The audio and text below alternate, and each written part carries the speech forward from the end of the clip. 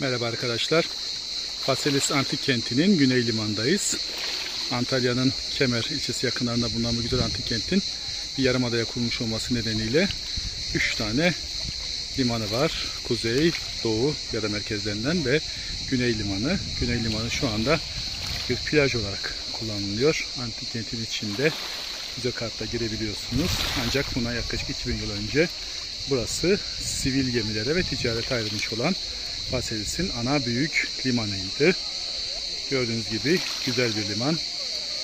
Bir ay şeklinde oval bir yapısı var ve çıkışı sol tarafta, doğuya bakan tarafta ve ileride bir yarımada burayı iyice daraltıyor. Buraya dışarıda fırtına olsa bile çok büyük dalgalar vurmuyor. Bu nedenle sakin bir yer.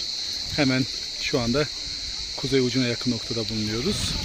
Güneye doğru baktığımız ve insanların yoğun olarak denize girdiği bölgede tamamen bir halı şeklinde bir kum yapısı var. Çok güzel orası ve çok yavaş derinleşiyor.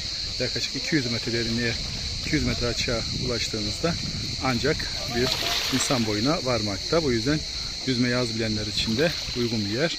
Hemen arkasında bu görmüş olduğunuz bulutların olduğu noktada da Tahtalı Dağı, antik dönemde adı Olimpos Dağı'ydı ve Anadolu ile Yunan anakarasında bulunan 7 Olimpos Dağı'ndan birisi, kutsal dağdan birisi de burasıdır.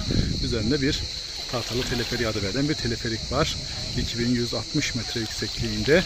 Orada kar yağarken, karla oynanabilirken burada denize girmek mümkün.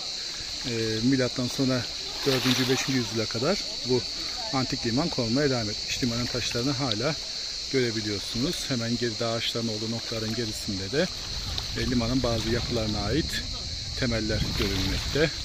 Faselis'in görülebilecek en güzel yerlerinden birisi de burası.